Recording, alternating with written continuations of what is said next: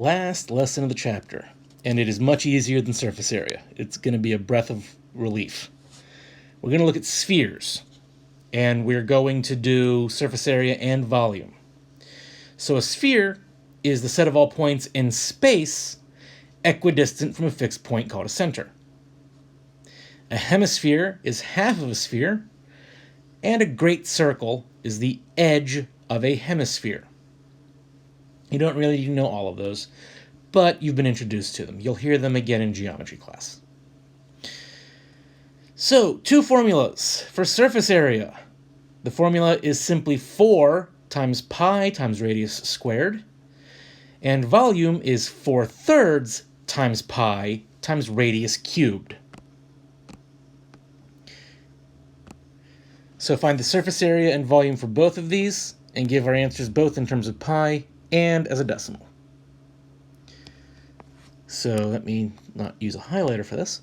The surface area is 4 times pi times the radius squared. 4 pi r squared. Let's make a note on our second sphere. The radius is 5. And let's set up the surface area, the formula for this one as well. It's 4 times pi times radius squared. All right, on the left, 6 squared is 36. 36 times 4 is 144 pi. 144 pi is the decimal 452.2. And that's meters squared. On the right side here, 5 squared is 25. 25 times 4 is 100 pi. As a decimal, that's going to be straight up 314 meters squared. Volume is 4/3 times pi times the radius cubed. So 4/3 times pi times the radius cubed.